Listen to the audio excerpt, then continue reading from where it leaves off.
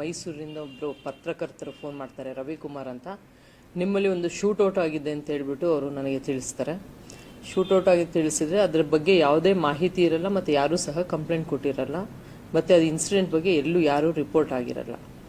ಇದನ್ನು ಮಾಡಿ ಮತ್ತೆ ಅವ್ರಿಗೆ ಪುನಃ ಫೋನ್ ಮಾಡಿ ಅವ್ರು ಕೇಳಿದಾಗ ಹೇಳ್ತಾರೆ, ಗಣೇಶ ಅಂತ ಶಂಕರ್ ಅಂತ ಅನ್ನೋರು ನಮಗೆ ತಿಳಿಸಿದ್ರು ಅಂತ ತಿಳಿಸ್ತಾರೆ. ತದನಂತರ ಅವರು ಶಂಕರ್ ಅವ್ರನ್ನ ನಾವು ವಿಚಾರಣೆ ಮಾಡಿದಾಗ ನಾವು ಇನ್ಸ್ಪೆಕ್ಟರ್ಗೆ ನಾನು ಆ ನಂಬರ್ ಕೊಡ್ತೀನಿ. ಇನ್ಸ್ಪೆಕ್ಟರ್ ಫೋನ್ ಮಾಡಿ ವಿಚಾರ ಮಾಡಿದಾಗ ಅವರು ಯಾರೋ ಒಬ್ಬರು ಈ ಥರ ಹಿಂಗೆ ನಮ್ಮ ಗಾಡಿನ ಓವರ್ಟೇಕ್ ಮಾಡ್ಕೊಂಬಂದು ಬೈದರು. ನಂತರ ಅವರು ಯಾವುದೋ ಒಂದು ಆಯುಧನ ಕಿಟಕಿಯಿಂದ ಹೊರಗೆ ತೆಗೆದು ಒಂದು ಫೈರ್ ಮಾಡಿದ್ರು ಅಂತ ಹೇಳ್ಬಿಟ್ಟು ತಿಳಿಸಿರ್ತಾರೆ. ತದನಂತರ ಅವ್ರಿಗೆ ಬಂದು ಕಂಪ್ಲೇಂಟ್ ಕೊಡಿ ಅಂದರೆ ಅವರು ಫೋನು ಸ್ವಿಚ್ ಆಫ್ ಇರುತ್ತೆ. ಮತ್ತು ಅವರು ಸಂಜೆಯಲ್ಲಿ ನಾವು ಎಲ್ಲಿಂದ ಫೋನ್ ಮಾಡಿದ್ದಾರೆ ಅಂತ ಹೇಳ್ಬಿಟ್ಟು ತದನಂತರ ನಾವು ಸಹ ರವಿಕುಮಾರ್ ಫೋನ್ ಮಾಡಿ ಯಾಕೆ ಅವ್ರು ಫೋನ್ ಸ್ವಿಚ್ ಆಫ್ ಮಾಡಿದ್ದಾರೆ, ಮತ್ತು ಅವರು ಕಾಂಟ್ಯಾಕ್ಟು ಹೆಂಗೆ ಮಾಡ್ಬೇಕಂತ ಹೇಳ್ತಾರೆ. ಅವ್ರ ಜೊತೆಲಿರೋರು ಯಾರೋ ಬೇರೆಯವ್ರದ್ದು ಕೊಟ್ಟರು. ಸರಿ ಅಂತೇಳಿ ನಮ್ಮ ಸ್ಟಾಫ್ನ ಅಲ್ಲಿಗೆ ಕಳಿಸ್ಕೊಟ್ಟಿದ್ದು. ತದನಂತರ ಶಂಕರ್ ಅವರು ನಿನ್ನೆ ರಾತ್ರಿ ಬಂದು ಒಂದು ಕಂಪ್ಲೇಂಟ್ ಕೊಡ್ತಾರೆ. ಅದರಲ್ಲಿ ಇವರು ಒಂದು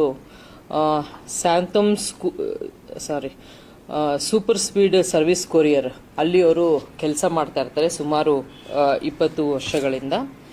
ಇವರು 2ನೇ ತಾರೀಕು ಬೆಳಗಿನ ಜಾವ ಸುಮಾರು 4:50 ಗಂಟೆಗೆ ಅವರು ಬ್ಯಾಂಗ್ಳೂರು ಮೈಸೂರು ಹೈವೇಲಿ ಹೋಗ್ಬೇಕಾದ್ರೆ ಯಾವುದೋ ಒಂದು ಗಾಡಿ ಬಂದು ಅವ್ರಿಗೆ ಬೈದು ಅವಾಚ್ಯ ಶಬ್ದದಿಂದ ಬೈದು ತದನಂತರ ಗಾಡಿ ನಿಲ್ಲಿಸ್ಬೇಕು ಅಂತ ಹೇಳ್ಬಿಟ್ಟು ಓವರ್ಟೇಕ್ ಮಾಡ್ತಾರೆ. ಓವರ್ಟೇಕ್ ಮಾಡಿ ಸೈಡಲ್ಲಿ ಅವ್ರಿಗೆ ಯಾವುದೋ ಒಂದು ಆಯುಧದಿಂದ ಒಂದು ಫೈರ್ ಓಪನ್ ಮಾಡ್ತಾರೆ.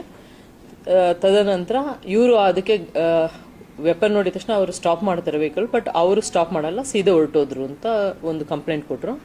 ಇದಕ್ಕೆ ಸಂಬಂಧಪಟ್ಟಂತೆ ಕ್ರೈಮ್ ನಂಬರ್ 323/26 ಅಲ್ಲಿ ಪ್ರಕರಣವನ್ನು ದಾಖಲು ಮಾಡಿಕೊಂಡು ಇದು ಬ್ಲ್ಯಾಕ್ ಫಾರ್ಚುನರ್ ಅಂತ ಹೇಳ್ಬಿಟ್ಟು ಒಂದು ತಂಡವನ್ನು ರಚಿಸಿ ಅದನ್ನು ನಾವು ಟ್ರ್ಯಾಕ್ ಮಾಡಿದಾಗ ಗೊತ್ತಾಗುತ್ತೆ. ಇದರಲ್ಲಿ 7 ಜನ ಹುಡುಗರು ಇರ್ತಾರೆ.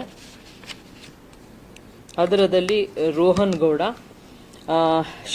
ಶಶಾಂಕ್, ಅಫಾನ್, ಮಹಮ್ಮದ್ ಉಮರ್, ನಿತಿನ್, ಮಹಮ್ಮದ್ ಅಬೂಬ್ಕರ್ ಮತ್ತು ಸಚಿನ್ ಇದರಲ್ಲಿ ಇದ್ರು ಅಂತ ತಿಳಿದು ಬರ್ತದೆ. ಈ ಒಂದು ವೆಹಿಕಲ್ ಅಲ್ಲಿ ಏನು ಬ್ಲ್ಯಾಕ್ ಕಲರ್ ಫಾರ್ಚುನರ್ ಇದೆ, ಇದರಲ್ಲಿ ಒಂದು ಪಿಸ್ಟಲ್, ಅದರಲ್ಲಿ ಮೇಲೆ O3 ಪಿಸ್ಟಲ್ ಅಂತ ಬರ್ತಿದೆ. ಅದರಲ್ಲಿ ರೌಂಡ್ಸ್ ಅಂದ್ರೆ ಗುಂಡುಗಳಂದ್ರೆ ಸಣ್ಣದದು ಪೆಲೆಟ್ಸ್, ಒಂದು ಕಾರ್ಬನ್ ರೀಫಿಲ್ಸ್ ಅಂತ 2 ರೀಫಿಲ್ಸ್ ಮತ್ತೆ ಪಿಲೆಟ್ಸ್ಗಳಿದೆ. ಅದ್ರ ಮೇಲೆ ಏರ್ ಗನ್ ಅಂತ ಬರೆದಿದೆ. ಆದ್ರೂ ಸಹ ಇದನ್ನ ಈ ಆಯುಧ ಏನು ಸಿಕ್ಕಿದೆ ಮತ್ತೆ ಇದರಲ್ಲಿ ಏನು ಸಿಕ್ಕಿದೆ ಅದನ್ನ ಎಲ್ಲಾನು ಸೀಸ್ ಮಾಡಿ ಅದನ್ನ FSL ಕಳಿಸ್ಬೇಕು. FSL ಇಂದ ವರದಿ ಬಂದ ನಂತರನೇ ಅದು ಏನು ವೆಪನ್ ಅಂತ ಗೊತ್ತಾಗುತ್ತೆ. ಸಬ್ಸ್ಕ್ರೈಬ್ ಬಟನ್ ಮೇಲೆ ಕ್ಲಿಕ್ ಮಾಡಿ ಹಾಗೂ ನಮ್ಮ ಹೊಸ ವಿಡಿಯೋಸ್ ಅಪ್ಲೋಡ್ಗೋಸ್ಕರ ಪಕ್ಕದಲ್ಲಿ ಕಾಣುವ ಬೆಲ್ ಬಟನ್ ನಮ್ಮೆಲ್ಲ ವಿಡಿಯೋಗಳನ್ನ ಲೈಕ್ ಮಾಡಿ, ಶೇರ್ ಮಾಡಿ ಹಾಗೂ ಕಮೆಂಟ್ ಮಾಡಿ.